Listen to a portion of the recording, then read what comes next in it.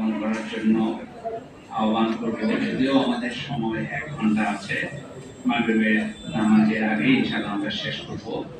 আশা করি আমরা যারা বক্তব্য রাখবো তারা সেই বিষয়টা খেয়াল রেখে আমরা বক্তব্য রাখবো।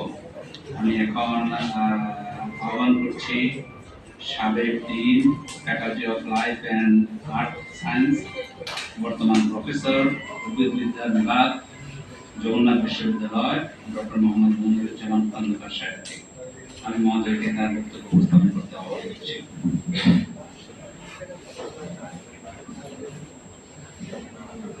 أعوذ بالله من الشيطان الرجيم بسم الله الرحمن الرحيم قالوا سبحانك لا علم لنا إلا ما علمتنا إنك أنت العليم الحكيم السلام على سيد المرسلين وخاتم النبيين وعلى آله وصحبه السلام عليكم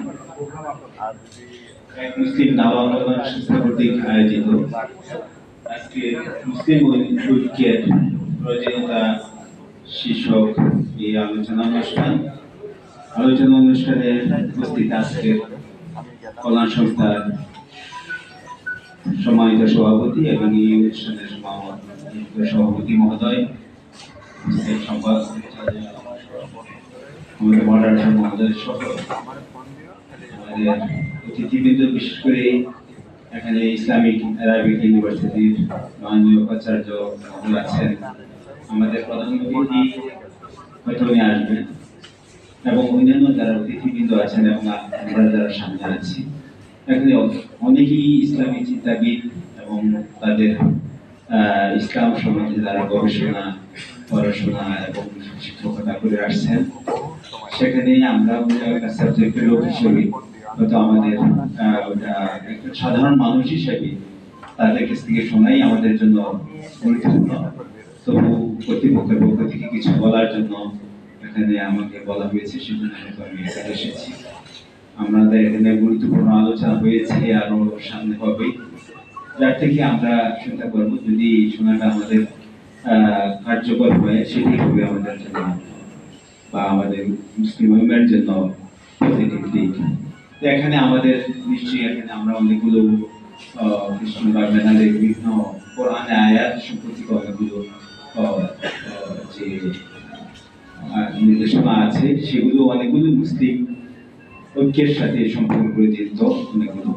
তো আমি সাধারণ একজন মানুষ হিসেবে আমাদের যারা শীর্ষ নেতৃবৃন্দ আছেন তাদেরকে আমরা যারা চিন্তা করি, তাদের কিছু কথা যদি তাদের কাছে পৌঁছানো যায় এবং সেগুলো যদি ব্যবস্থা হয়, সেই পক্ষ থেকে হয়তো আমি কিছু এখানে বলতে চাই।